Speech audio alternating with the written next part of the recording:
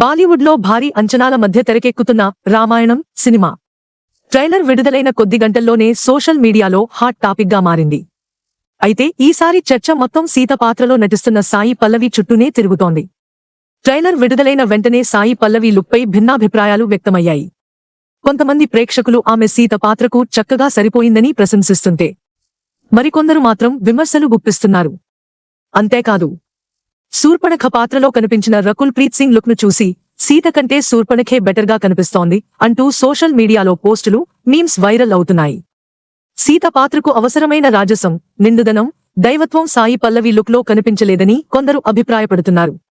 ముఖ్యంగా ఆమె సహజమైన రూపాన్ని మార్చేలా ఎక్కువ మేకప్ ఉపయోగించడం వల్ల ప్రేక్షకులు అలవాటు పడిన ఆ నేచురల్ లుక్ కనిపించలేదని కామెంట్లు చేస్తున్నారు.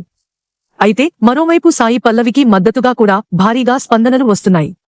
ట్రైలర్లో కొన్ని క్షణాలు మాత్రమే చూసి ఒక నటిని అంచనా వేయడం సరికాదని అభిమానులు చెబుతున్నారు.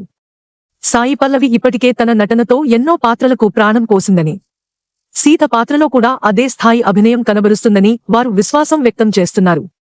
ఇక రకుల్ ప్రీత్ సింగ్ విషయానికి వస్తే, ఆమె పోషిస్తున్నది శూర్పణఖ పాత్ర. ఆ పాత్ర స్వభావానికి తగ్గట్టుగా గ్లామరస్ గా డిజైన్ చేయడం సహజమని, దానిని సీత పాత్రతో పోల్చడం సరైన విధానం కాదని సినీ విశ్లేషకులు కూడా అభిప్రాయపడుతున్నారు. దర్శకుడు నితేష్ తివారీ తెరకెక్కిస్తున్న ఈ ప్రతిష్టాత్మక చిత్రంలో రణ్బీర్ కపూర్ శ్రీరాముడిగా, యష్ రావణుడిగా నటిస్తున్నారు. భారీ బడ్జెట్తో రూపొందుతున్న ఈ సినిమా విడుదలపై దేశవ్యాప్తంగా భారీ అంచనాలు నెలకొన్నాయి. ఇప్పటికే ట్రైలర్ మిలియన్ల కొద్దీ వ్యూస్ సాధిస్తూ ట్రెండింగ్ లో కొనసాగుతోంది. కానీ ఒక విషయం మాత్రం స్పష్టంగా కనిపిస్తోంది.